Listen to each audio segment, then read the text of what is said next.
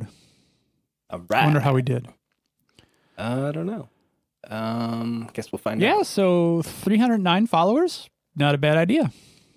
So, Yeah. Um, yeah. or not a So, bad deal. I guess it's the idea. If the in the idea we have 1 million followers, but in reality only 300. gosh, I don't even know what to do with them. I mean, what do people who have millions of followers do? I mean, can you even interact with people at this point? Because it's just like drinking from a fire hose, isn't it? No, but interestingly enough, there is a guy that I follow. He's the Headbangers Kitchen guy. Hang on, let me pull this up because I want to be speaking legitimately here. He has 3,028 followers. I consider that a pretty good number. His YouTube following is much better, but he is very personal and interactive on Twitter, which I think it'd be hard to do that at 3,000. Honestly, 10 times what we have right now. I think that'd be difficult. It would. We have a mutual friend, Matt Brailsford. He just crossed 3,000. Yes, I'm a Matt Brailsford fanboy, and it's a lot to do with his multi-talentedness. So he does the circuit beard. He does the Super Mario thing, video game. Does Circuit Beard have 3,000 followers? I don't know about circuit beard, but his personal handle is now over 3,000. I was watching it. I was like, wow, he's getting a viral tweet here out of this Mario, so good for him. And I was watching his numbers. I think he gained like 500 followers over the weekend. It was ridiculous. Good for him. Well, that was pretty awesome. Pretty awesome creation. Of course, somebody already stole some of his pictures and reposted them on Instagram, and it kind of sparked a debate of, is Instagram complicit with this practice of just stealing anyone's images? You know, whoever owns the rights be damned. Well, it's so hard. How would you monitor that? How would you track it? How would you penalize? I mean, like, how would you even be on top of it? Well, I mean, Twitter kind of sidesteps it by doing retweeting, where you at least kind of have this integrity chain of, this is where it came from. We're attributing it to the source. And the missing feature I find in Instagram is regramming. It's a concept that doesn't actually exist. We steal it from Twitter. Retweet, regram. Well, regram, there is a regram app, right? There is, but there's friction. It's not first party, right? Right. It should be built in, without a doubt. Right. But still, in Twitter, I could right click, save image as. I could probably even open it up and modify the metadata and then just post it as my own. Yeah, but if you look at it from a friction standpoint, what's easier? Hit retweet with comment, or just retweet, or go through that process. So you have that choice on Twitter where the path of least resistance is going to be retweet or whatever. Instagram, your path of least resistance is a single path, which is download it and send it back up to my own account. Right. But if that person is honestly stealing it, then the friction's not going to make a difference. You think that they're going to... If you can hit regram off of Circuit Beard, for instance, and yes, we're using this as the thing, then, you know, and there's some chain that says, oh, cool, let me see this image. You know, so this image now shows up on second account, but if you clicked on the image, there's now like a trail back to the original author. I think that's really all they need to do. So you're saying that it might be more accidental stealing than intentional? No, I think on Instagram it's on purpose. But if you allow for hey, let me take your content and put it on my page or whatever you call it on Instagram, but have a track back to the original author, I think that would solve a lot of these problems. So essentially it's like Pinterest. You know, Pinterest says, okay, content, you stay where you're at. I'm just going to put together a collection of this content. Right. And you can also repin, right? You can repin on Instagram or Pinterest, right? Yeah. Yeah. And so what was kind of dirty, and this is by no means just this account, but she started removing Circuit Beard's comments that said, hey, this is mine. Do you mind giving me credit? I started commenting like, yeah, this is not his. And my comments started getting removed. Right. So that person did intentionally steal the content. It wasn't an accidental because there's no way to regram. Right. And of course, I mentioned it to the @Instagram handle on Twitter, to deaf ears, not like they have time for me, but it's a bit being complicit in copyright rules and protections, if you ask me, because if the original author is like, hey, don't do that, and you allow the the thief, for lack of a better term, to remove comments that call you out. That's definitely not cool. And oh, by the way, Instagram is owned by Facebook. Right. And you should be able to cease and desist if you can prove ownership. That's true. Hey, like Bob, what are we doing today? Sorry, we totally just hijacked this episode. Well, that's okay. We can totally hijack the episode. Oh, so did I totally talk over you doing the what are we doing today? Hey, let's do it again. People will get double their value out of this episode then. Or I could maybe edit. That would be weird, but I could maybe edit. Oh, you could, but then that's like work. So, yeah. And we should just get to it. You are listening to the Bob and Kevin Show with Bob Beattybar and Kevin Gishesky. Each week we cover relevant tech and social issues related to technology. Our website is bobandkevin.show, and our episodes can be found virtually on any podcast network. Be sure to follow us on Twitter, Instagram, and Facebook. Just search for Bob and Kevin Show.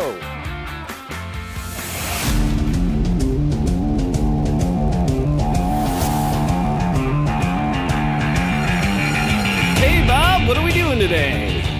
Well, Kevin, I want to share a real life, not first person, but a catfish story that hit very home, very local to my community. And I think we're going to talk about Apple Blank Plus today. Big announcements from Apple in a relatively unannounced special message, broadcast. I don't know what you'd call it. We can talk about it in a little bit. And we're going to talk about how Facebook is pretty much giving us a prequel to a Black Mirror episode right in front of our very eyes. So I'm Bob from the Bob and Kevin Show, and that other guy across the interwebs that sounds like he's in the same room as me is... I'm Kevin.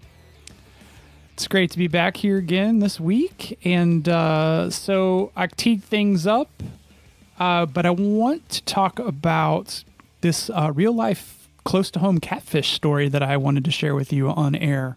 I'm intrigued. Well, all right, so I think a lot of towns have these. There's Facebook groups, and it's like, what's happening in fill-in-the-blank town? And, you know, at least in our area, there's pretty much one for every city along the river valley and all that good stuff. But we have a what's happening in Batavia. And someone in our community thought it was very funny to create a new page called Things to Complain About in Batavia. And it's comedic gold. Because basically it's making fun of a lot of the posts that's in the other group that's supposed to be fairly legit, but it's really a caricature of its own self. And so this other site really pokes fun at it. And there's some really great threads, and it's really almost like a creative writer's paradise. But apparently somebody in the group took the creative license so far to establish other personas, but not as a comedic caricature-esque thing. So somebody created a female persona who grew up in Stockholm, I believe, and was recently transplanted to Batavia, been there several years. And the female persona was actually quite politically active.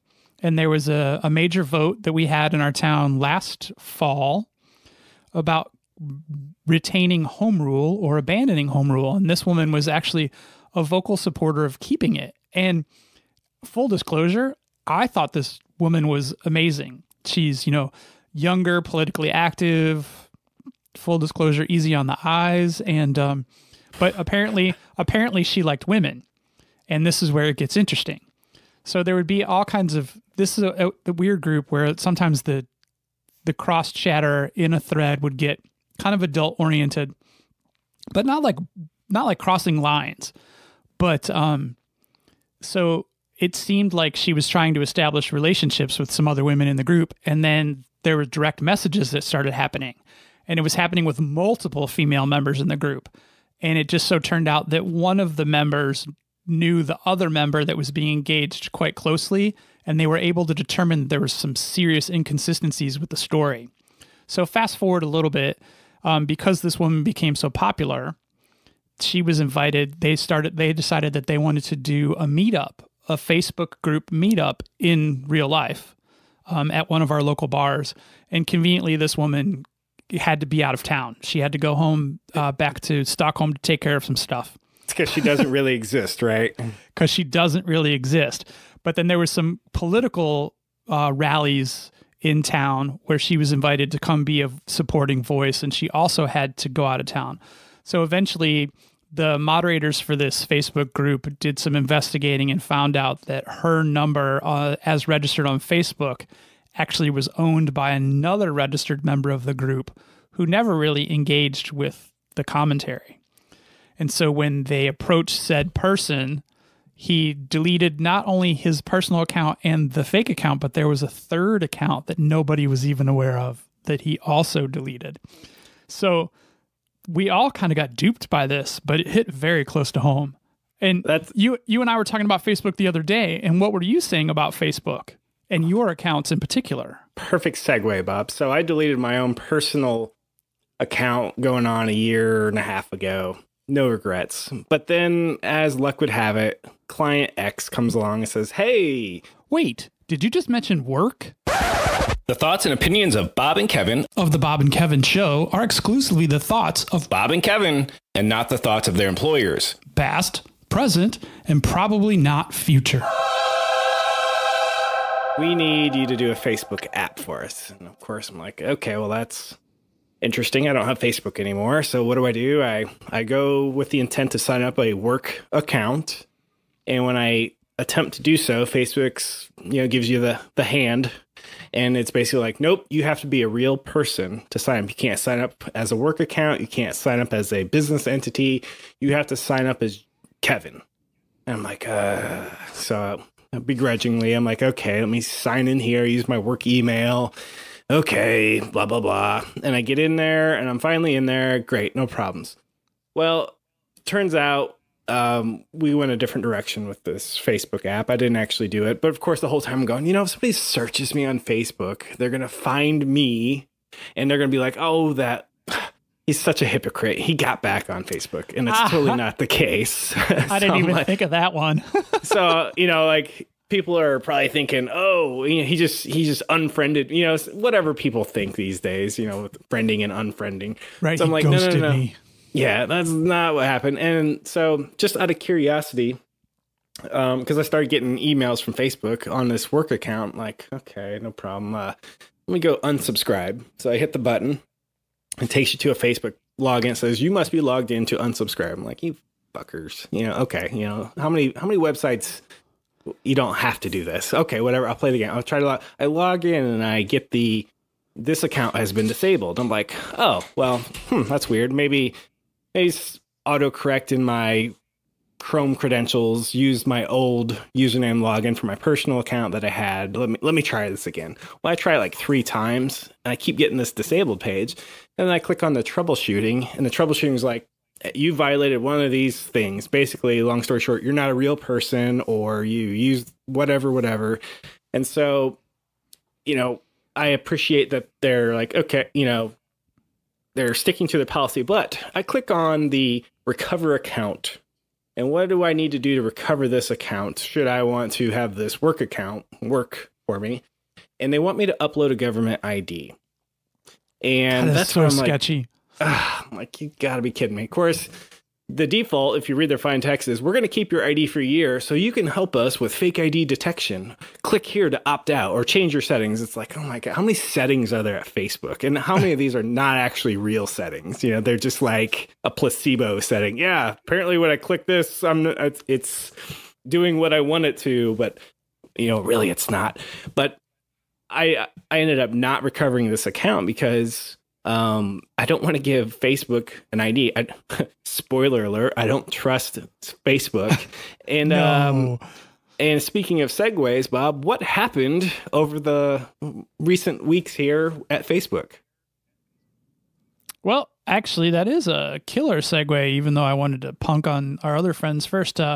Apparently, they had, you might have to help me out with the number. Was it 600 million? I believe, for starters, because it was not only Facebook, but also Instagram, but it was mostly Facebook Lite, which is the developing country version of Facebook. They apparently were logging everyone's passwords in coming clear in. text, though, right? Yeah, so this actually happened with Twitter not that long ago, and I got an email from Twitter saying they did the exact same thing, which is, it goes like this. Hey guys, wouldn't it be great if we could log all requests coming to our server and the payloads? And everyone goes, yeah, that's cool. We'll have these cool dashboards and needles and like metrics and charts and shit. And everyone's like, yeah, that would be great. And then lo and behold, that they don't realize a post for logging in or changing your password, the payload is all plain text by the time it gets to the logging software. And so Facebook is the king or queen of this because they did this for 7 years, claim that it's a total oversight, if you want to believe that. And apparently there are 9 million queries against the logs where it would have returned this data accessible to apparently 20,000 Facebook employees. Apparently anyone can have access to anything at Facebook. It's, a thing there. And they have somehow determined that nobody used it for nefarious reasons. And I don't know how you can determine that. Well, before we get to the crazy shit that they did once this became known. So Twitter, we referenced that they had the same issue not that long ago. Would that not one single person of the 20,000 Facebook employees, no one said, hey, are we doing something similar to this? And should we probably look at it to make sure that we're not? Apparently not. And even if so, I think Facebook has proven they have a culture of catch and kill any bad press coming out. Remind everyone how much they get paid and how much they stand to lose if they become a whistleblower and bleed blue. So I think that's the culture problem you're up against. Yeah, and this is all part of that whole Black Mirror prequel that we're living in real time, because so the leak, we have no idea when the leak actually happened, do we? They said they self-discovered this, I think, in January. So they self-discovered in January, and if I'm not mistaken, GDPR has a 72-hour requirement for reporting, correct? Yeah, once you determine something like this has happened, you have 72 hours, according to GDPR rules, the clock starts. Once you discover, you have 72 hours to come clean with the public and the people who it affects. So the leading question here is, Kevin, why didn't Facebook announce this in January when they discovered it less than 3 days after they discovered it? Well, Bob, that's a great question. Wouldn't it be great if we could just say, well, we get to decide when the 72 hours starts? And then you don't have to worry about 72 hours, I guess. But why do they get to say that? Because they're Facebook. Exactly. So I think because this had to have gone all the way up to Zuckerberg. Don't tell me that Zuckerberg is going to play, or Sheryl Sandberg, the chief operations officer, didn't know about this. So with clearly those kind of they numbers, were sure she did. Yeah, clearly they're trying to posture and figure out what's going on here. So what I've noticed is Facebook has turned into a quasi-political organization with how do we handle bad press? How do we spin it our way? Now, I can't fault them for that, but I also think they are starting to play us for fools. And I think just maybe the general public is starting to wake up to that. But wait, you cited an article after we were discussing this about the general public's consensus on cybersecurity, right? Yeah, so CNN had an article, or no, it was Forbes, I think. It was Forbes. Yeah, it was Forbes. That right. Forbes had an article basically like, stuff like this proves that the general public doesn't give a shit. Or they're not smart enough to know the implications of these things. And I agree with both things. I think if you ask Joe User about this, hey, what do you think of Facebook logging your plain text password? They'll go, what's plain text mean? And shouldn't they know my password? But at the same time, I'm definitely part of the problem because I know what that means. And I know that I should be concerned about it. But I pretty much, as regular listeners of the show know, I pretty much live under the premise that my data is not private. So, but that's you. But think about all the naughty pictures that get put on Facebook. Think about all of the actual real celebrities or government officials who are actually talking to each other on a platform they shouldn't be, but they're doing it out of sheer convenience. Paging Jared Kushner WhatsApp.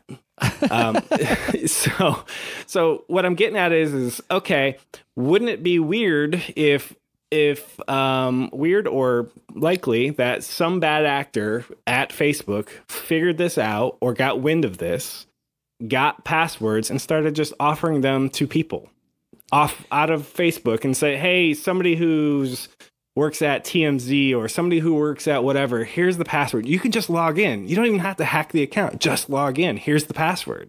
Right. And that could be like, you could plant all kinds of rogue posts just randomly and not in great volume.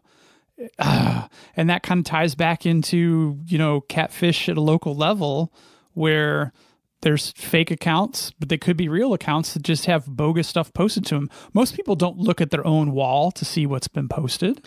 Well, yeah, because I haven't used Facebook in a while, but what's the use case of seeing your own stuff? Right. I never go to my own, one, right? Yeah. No, I never go to my own page. That's just crazy. So I know it's tinfoil hat to say, oh, they're trying their best. They're not trying to do these things, Kevin. But you know what? They have a corporate responsibility, and then there's a word for that. It's called fiduciary responsibility, because they do know better, and they are charged with safeguarding all of these things for all these reasons.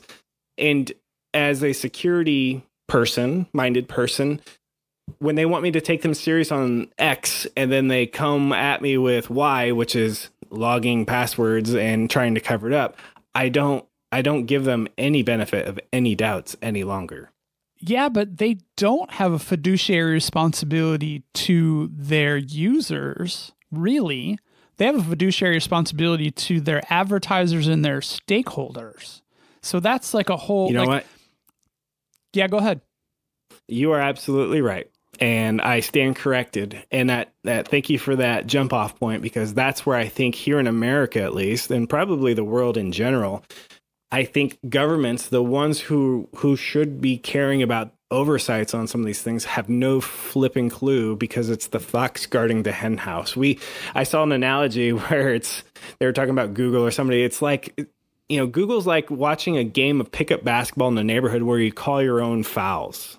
It's like, well, that works to a point, but you guys have such influence and resources over the entire world. Calling your own fouls anymore is just not going to work. Right. And that's what we're talking about. I mean, we're not talking about a handful of users. We're talking about millions and millions, actually counted in billions of users around the globe. Somebody's got to step up and stop this, or we already are the next season of Black Mirror. They should do a prequel season of that and talk about stuff that's going on right now. And how it turned into that stuff. Totally. So Google, Facebook, Twitter, Amazon, Microsoft, they know how influential, Alibaba, they know how influential they are to the world. They see it in their accounting department all the time. Apple, you too. So, playing dumb and going, our fault. Yeah, well, we didn't mean to do that. No problems. That just doesn't sit with me. But what you're right, you're absolutely right about, people like me, and give yourself some credit, you understand the problem. There's very few of us. There's very few of us that can read a headline and go, oh, I know what that means, versus what Facebook wants you to think it means. I mean, general user is going to go, well, whatever Facebook says, that's what happened, and that's good for me. Yeah, but okay, so think about this. You think about the general Facebook user, and you kind of alluded to, there's those of us who kind of can read things and see what the tea leaves are telling us. But we're talking about a population of general users who you can almost set your watch to it, will repost that silly thing that says, I'm posting this because there's a new law that's coming out that says if I don't post this, Facebook can use all my content without my permission. Wait, and it's is that a thing? Yes. It's like an ever cycling chain letter that shows up on people's wall posts. It's just your flavor of the week chain letter. Right, post. but it keeps coming over and over and over again. And so we have a bunch of users on Facebook who will post that and think that's real, but not see this tragic reality that they actually are partaking in every single day. I hate to say it, but Facebook's guiding, I don't know, what is it, company principle or mantra? They want to connect people. I think there's a threat in that anymore, because we're putting so many people together. We have things like New Zealand happen where you can live stream, and we have a bunch of at some point we need less community. We need people to be a little bit fractured. I know it sounds totally, I don't know what it sounds, not good, but putting all of our eggs in one social basket isn't working well. I don't think so. Well, here's the bridge to the next topic, because I think it is just a matter of time. And Facebook has already dabbled with this. And I don't know if they have original content that Facebook is doing, but what happens when Facebook gets into the original content realm that our friends at Apple had their major announcement about today? I mean, is that something that you see coming? Because YouTube has done it. Amazon has done it. Apple has now done it. When is Facebook going to get on that train? Well, as soon as they can hire another N,000 number of people to continue the Facebook machine. So I think the ship has already sailed where the U.S. federal government should have blocked the WhatsApp and the Instagram acquisition by Facebook. And I don't see anyone in Washington seeing a problem with Facebook taking on yet another industry. We just had Google take on the game industry. Again, why does Google need to have their hands in so many cookie jars? So I know we're talking about Facebook here and Apple. I fear that we haven't learned any lessons in Washington, D.C.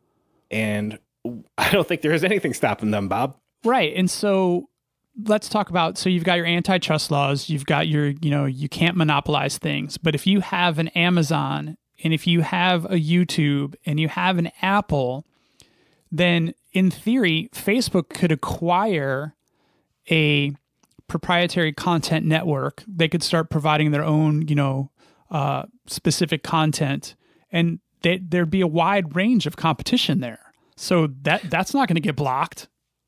Fair point. So it's really a question of conglomerates, because Alphabet, which owns Google and a bunch of things, they have a conglomerate of industries, and from one perspective, it's diversified assets. From another perspective, there's one hand or a small amount of hands that control a large amount of gross domestic product. So I don't know what the antitrust laws say. And you're right. If we have more original content studios, isn't that a good thing? And I would say yes. But when we start, maybe we're in a new era of, maybe it's not called monopoly anymore. Maybe we call it something else, where tech companies are too strong and they can influence an entire culture from a boardroom. I think that's the fear. Well, does something like Apple getting into this game, and we've got Amazon, we've got Netflix, and they're actually cranking out really good content. Does that jeopardize like the Showtimes and the HBOs and the Stars of the world? Like, probably. You got to imagine they might vanish eventually, right? I think Netflix recently said our competition isn't HBO. Sorry, Game of Thrones. It's video games, because that's what's pulling their demographic. That's what's really competing for eyeballs time. It's Fortnite, which is single-handedly basically turning us into a one-game society. That's pretty interesting, though, because I would think that Netflix competition would be Hulu and Prime, for sure. And now Apple. I think Netflix looks at Hulu and Amazon Prime as ants, and Netflix is the boot, and the boot has no quarrel with the ants. I think it's that far of a gulf. Fair enough. All right. So now that we've mentioned all these other original content providers ad nauseum, so Apple threw their hat in the ring today with their Apple TV Plus, which their naming is terrible. But that aside, do we need more original content providers? Well, real quick trivia question. What do you call their latest phone, Bob? Oh, I don't know because I don't own it. It's the iPhone 10R. Okay. S. That's what I was going at. Is it the XR or the 10R? And I bet I've you heard if it you both ask ways. well, I think officially it's 10R and 10S. But if you ask Joe Consumer, what are they saying? It's like calling it OS 10 or OS X. Yeah, I think they're doing OS X. You'll get scolded. You'll get scolded if you call it OS X, but it's really OS 10 for the last decade. Anyway, all right. Sorry, side tangent there. We were talking about Apple TV Plus. Did you have a question? What do I think? Okay, sure. Thanks for the question, Bob. Yeah, what I said, do we need another original content provider subscription platform? Well, it can't hurt. It just depends on who's running it, I guess, in order for me to be consistent with the Facebook thing. So if you look at Apple, they do hardware, but I think they've reached a point of saturation with devices. You can only sell so many devices to so many people, even when you have this crazy no repair strategy and always upgrade strategy.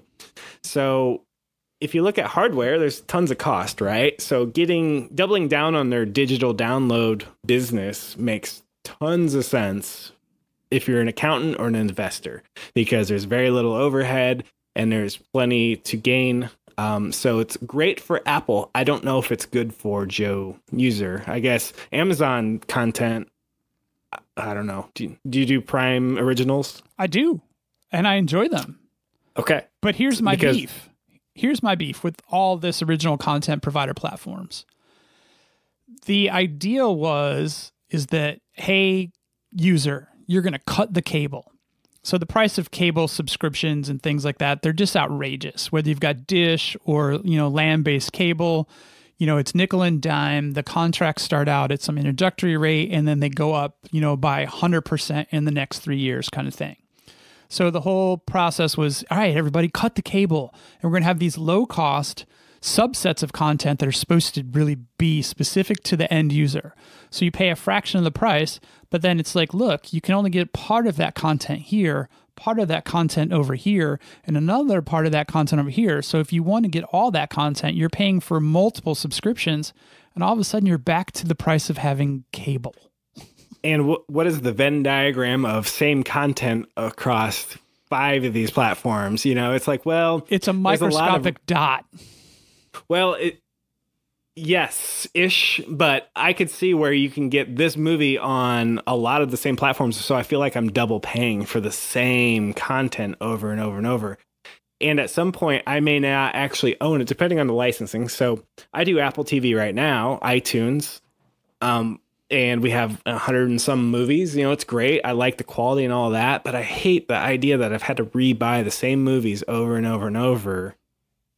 First on VHS, showing our age here, next on DVD, next on Blu-ray, now on the cloud version. And for some reason, I've bought the same thing over and over and over. So I know there are smart people out there to go, you know what, how about we centralize the movie Back to the Future so Bob can only pay for it once. But you know what? That's bad for business. So I'm not going to let that happen. And so the system is stacked against us for all this. And I think so long as the consumer is not getting that sort of thing, we're just beholden to whatever the money people tell us we're going to get. So I want to bring up a controversial topic from the Apple launch today. And this is my question to you. I'm pretty sure that Apple doesn't need Oprah. So am I to understand that Oprah is needing money from Apple? Because at one point in time, I thought Oprah could pretty much buy Apple. I did not read that into that to that level. Oprah is a show business person. And when you're a show business person, I would think that you want to be on screen. You want to be that person. So, call it ego, call it what you will. She said something about it's nice to be in a place where there's a billion devices in people's pockets or whatever. I threw up on my mouth a little bit when she said that, but I understood where she was going after she got there. So Apple's done great to create a distribution platform. And if you want to continue being celebrity and whatnot, you go where the distribution is, because that's where your face will show up. So I don't know that she's hard up for money. I didn't glean that, but now you got me thinking. Well, no, I'm just trying to figure out why those two would get into bed with each other. I get it. It's a win for her because of the million or the billion devices. But what does Apple get out of it? Yeah, I saw a few celebrities there. So what does Apple get out of it? Oh, just a celebrity endorsing our crap again. Yeah, but is she on the rise or is she on the fall? I don't know that. I think she's probably plateaued, but it's a really tall plateau, let me tell you. She's Oprah.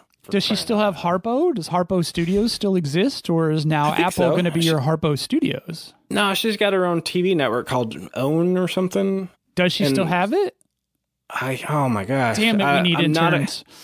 I'm not a card-carrying Oprah Winfrey fan club member, but if only we had this web of data that we could simply click on things. Pulling it up right now. It's the official, it is OWN TV, so apparently you're a little bit more of a fanboy than I am. Don't hate. Well, okay, so this is like original programming from Oprah. So what, I don't understand. Is this a partnership with OWN and... Well, if I'm Oprah, I've got people that are saying, look, they want you to be the face of this, and here's how we can take advantage of that. And why not? I'm sure it's a win-win on both sides. I'm sure of it. I'm sure it is too. When they were teasing like the voice of, but I really hoped it was going to be Morgan Freeman, because that seemed like it'd be perfect. And then it was Oprah, and honestly, I was quite disappointed. Well, yeah, I don't. So of all the things that they talked about today, the one thing that stood out to me was the Apple credit card. Did you read much up on this? Just some tweets that I saw. I was going to actually bridge over to that too, and that's also like, that's straight out of a Black Mirror episode for me. Like, this is that ubiquity of device that everyone's only going to have that pink phone, and that pink phone is going to be an Apple device. And I'm so afraid. Well, so they're the card. So there's a physical card. It has no name, or it might have a name, but it has no expiration date. It has no card number. So those two things are gone, which if you think about it, it's like, yeah, why does a card have those? You and I are old enough to remember the carbon copy thing where you put it in the actual physical card and you have to slide it, ka-chunk, and then you get a carbon copy of it. Okay, which should have been the heyday for identity theft, and I cannot believe that it wasn't. Well, maybe it was, and just not report. Who knows? Anyway, so I don't think we need an embossed credit card anymore. So I'll give Apple that. We don't even need the name on it, though. What happens if you and I bump into each other and, hopefully it's got a name on it, and the classic movie trope where we grab the wrong briefcase and, we go on to our holiday trip. Anyway, so there's the credit card. And so you get 2% cash back on any purchase with Apple Pay. Ooh, and I like the sound of 2% cash back. Yeah, they immediately give it to you as cash as soon as the transaction happens, which immediately I'm like, fraud alert. Let me go buy something for $1,000. I'll take my 2% and then return it. And then return it, but in the meantime, I'm going to spend that, whatever. I mean, you could probably only do that a few times before they get wise, but still. If you make a purchase, I think with iTunes, you get 3% cash back, or any Apple product, something like that, Apple Store. And then it goes down to 1% if you use the physical card. So wow, so they're encouraging you to not use the physical card. Yes. So the weird part I got from this is is Apple Pay is a means to pay. It isn't getting into banking. There isn't a balance you owe Apple with Apple Pay. However, with an Apple Card, they're getting into banking, meaning you rack up 10 grand of credit card debt, you now owe the man, and they're going to charge interest. And I feel really slimy that Apple decided, you know what, guys, this is how we're going to diversify because let's be honest, is a credit card a good way to ruin a lot of people's credit? You betcha it is. So it's truly a credit card. It's not a bank card that's tied to your existing account? It's a credit card, yes. Ooh. And I read somewhere, I don't know if Goldman Sachs is backing it. So there's a financial institution backing them. But I was just like, really, Apple? We getting into the whole sliminess of banking and credit and collections and all this. And oh, by the way, you're the ones who sell these overpriced MacBook Pros with the shitty keyboards. And now people are going to use your card. You know, to get like 3% back. Hell yeah, we are. So Apple's been offering financing, though, for decades. So, I mean, it's really just an extension of their financing arm. So GMAC was like General Motors financing, right? So I don't know if Apple's financing is through Apple Finance or whatever. Or true. It could be third party. Hey, we're partnering with Bank of America, whatever. So, and they're kind of doing that here with the credit card thing, but I don't know. I thought Apple Pie. Oh, Freudian slip. Tapple. Tim Apple Pie. Tapple. So I thought Apple Pay was innovative, you know, and it's like, okay, that's a good idea. But I think with this Apple Card thing, and then they pair it with this digital download thing. What screamed at me today was, holy crap, we have lost all of our momentum to just make and print money at will, and now we need to kind of turn to more traditional, grinded out consumer, low risk for us, high risk for the consumer stuff. But it's also putting their hand in every facet of our daily lives. It's back to that too. Black Mirror episode bullshit. This is terrible. So if we can't call it monopoly because the antitrust laws are basically, saying, well, diversifying isn't monopolize, is there a new word we need to coin here on the Bob and Kevin show that would represent a company that has just too much reach into it should be anti-ubiquity law. Ooh, I like it. Like, you shouldn't be able to have a hand in every aspect of someone's daily lives. You can't. I don't know if I could spell that word, though. Ubiquity? I think it's U-B-I-Q-U-I-T-Y, ubiquity. Right. Interns? Yep. I would have to type it out and see if I get any red squigglies, but I believe you. All right, go on. Well, no, I was just spelling it. You were making a point about you couldn't spell it. But, I mean, if it's touching every facet of your life, I mean, that's worse than a monopoly. That is. Well, isn't there a business word for this? Isn't this called vertical scaling? Like when you go through all these different layers as opposed to a horizontal. I guess horizontal is where antitrust would step in, because if you own an entire layer, you monopolized. There's low competition on that layer. However, when you now go vertical, is there already a word for this? Because this is what I'm kind of thinking. Well, every company's dream is to live that vertical dream where you have a product offering or product line for every facet of someone's individual life. And I don't believe there's legislation against that. But eventually, let's say that you have 3 ubiquitous companies. You have Google, you have Apple, and you have Amazon. Because eventually I think Facebook's going to get gobbled up by one of them because Mark's going to just punt. But so you have 3, but then what happens when there's 2? Like, eventually there'll be that attrition. And then if there's 1, then how do you break that up? I'm so glad you just reminded me of something. iCloud, Dropbox, Box, and all the others. If you were to upload 1 terabyte of bullshit to iCloud, what's the likelihood of you switching cloud providers for your storage at some point, Bob? Never. Because why? Pain in the ass factor? Yeah, because go ahead and try to download a terabyte of shit Yeah. on today's internet to some sort of medium and then re-upload it to Dropbox or download it from Dropbox and move it to iCloud. So what we get is these vendor lock-ins on these piece of shit little side things. Like you're not on Apple products because of iCloud, but you know what? You're not going to leave Apple because of iCloud, right? That's all I'm saying. Because it's too much of a pain in the ass. Once you get in their ecosystem, they get their hooks into you. And there's no law that's going to save you from, well, Bob, you uploaded a terabyte of family photos. And then Comcast is so slow that it's just going to frustrate you to no end to try to download those, time out half the time. And then, oh, by the way, you got to now somehow upload, which is even slower over here to Dropbox. And you're going to never, ever, ever want to do that again and probably give up halfway on the first attempt anyway, right? Ain't nobody got time for that.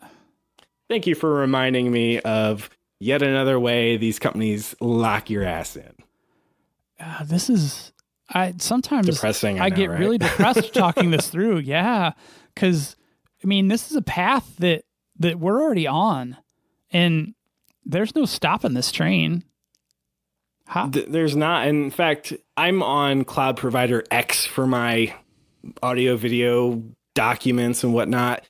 And I get to thinking, oh my God, this UI sucks. But you know what? What am I going to do? Am I going to just literally try to download all this and find another one and kick the bucket over there? And no, I don't want to do that. I just want to go walk the dogs. I don't want to have to download a terabyte of shit over the course of however many nights that is and re-upload it. And I just don't want to. And so that's a me problem. But yeah. Oh, you know what grinds my gears, Beatty Bar? Everything we've been talking about today.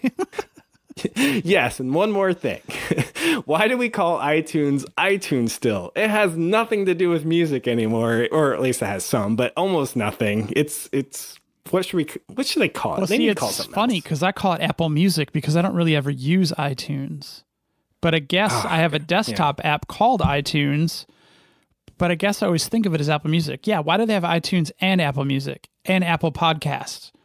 And the App Store. And the App Store. They need to clean some of that up. Yeah, Mr. and Mrs. Minimalistic Company Apple, come on. So they do have something that they announced today called was Apple TV app, or they kind of alluded to there would be a Apple TV app or something. So like I was trying to figure out, okay, we are both Apple TV owners, the little hockey puck, if you don't know. It's a great thing. I would say it's one of the best things to plug into. I love mine. Out of all of Apple products, I think the Apple TV is my favorite. Like the current gen is great. We're such hypocrites. We're such hypocrites. Yeah. Hey, you know what? I'm a multi-ecosystem family, mostly out of, I don't know, spite. My wife's an iPhone user. Full disclosure. I am an Android. Anyway, point is they made it sound like there's going to be a future all-in-one video sort of app, and it didn't sound like you needed a hockey puck. I think that just might be a convenience item going forward. Well, what do you think? Then how would you run? So is the theory would be that they would come up with Apple TVs, actual TV screens? No, I think the idea is not only would you have iTunes App Store, you would also have Apple TV app. That it would be your MacBook's Netflix app. Well, right. Would be your client. But how do I put it on my TV is what I'm saying. That was unclear to me too. I think might be just a new software update for your Apple TV to have this Apple TV Plus subscription. Right. But you can have like a Hulu physical app and all that. You'd still have the physical hockey puck then. I just wonder if we're already on this path as well, that all TVs will be smart TVs and they will have an Apple TV app that will run on every smart TV. Hey, a little bit of experience here from me. I spent more than $1,000 maybe 5 years ago on a air quote smart TV with a bunch of shit built in. After a month or two of having that at home, you realize that it's got like a half a gig of RAM and it's really slow and the firmware is never updated and shit just don't work. I will never go that route again. I will easily use a Roku or an Apple TV and hook it to a giant ass TV of my choice and upgrade the guts, which is the puck, as needed, and totally decouple it from my TV. I'm putting my stake in the ground right now. CES next year, Apple televisions. Like physical TVs, built-in iOS? Physical TVs with the iOS, yeah. All right, so it's March 25th, 2019 to officially get it on the calendar. So let me describe this TV, Bob. So it'll be a great TV. It'll be super sleek, amazing UI. And in 2 years, it will just no longer support the current version of iOS.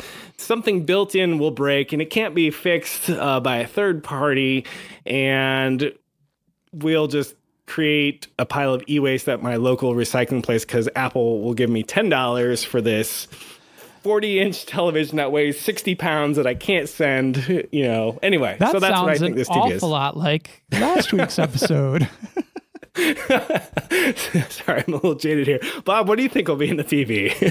No, I think it'll be an amazing piece of hardware. And if I was designing it, it would synchronize with the Apple Home Pods, their smart speakers. So then you could have your TV audio throughout the house with your Apples. They're still making those, right? I hope so. No comprendo. Because they're not that old. No say. I don't know. You know what? While you're looking at that, what do you think of AirPods? I think they look like cigarettes hanging out of people's ears. What do you think? Well, I saw a tweet. I'm not going to lie. And I get it. The batteries, you can't change the batteries. So they're going to be garbage, in 2 years because the batteries will go bad. I believe you're referencing Scott Hanselman's rant today. Wow, he was on fire today. He was, and he was spot on. He showed a picture of a tip ring sleeve connector, also known as a 3.5 millimeter audio jack, and kind of was being snarky about Apple will reintroduce this maybe next year as new technology. And he had a lot of good points about how you wake up one day and Apple's decided this thing that's worked for years and years and years has now been replaced by this proprietary thing, and now you have to rebuy everything, and there was really nothing wrong with the first one to begin with. How do you feel? I feel like shit. Yeah, I get really bummed about the whole headphone connector. They are still selling HomePods, by the way. So I don't know who owns them, but they're still selling them. That's amazing. All right, Bob, what did we miss? I don't know, man. I think we covered pretty good gamut. We came in with 3 things. I think we talked about 4-ish, and I think we held the task. I'm proud of us today. Yeah, I think so too. Sorry, Facebook. Not sorry. No, fuck them. We're not apologizing to any of those companies. They're shitty, and they're shitting on us. Yep, fuck them all. And Apple's a character of a company. Their thing was so scripted today, like it is every time. I had a puke bucket next to me just in case. They're getting worse because it feels like they're not practicing enough. I mean, it looks like they're reading cue cards or prompters. Yeah, there's a disconnect. There's no genuine. It's rich people, rich hipsters in Silicon Valley telling us that shit on a cracker tastes good and how much it costs and where I can buy one. Tim was doing okay, but the in-between people, they just seemed very unrehearsed. Here's what you say, and then we'll send you the check for saying that. Well, but it's even their own engineers, though, like the bridge in between people that, talked to the celebrities. They're just so awkward.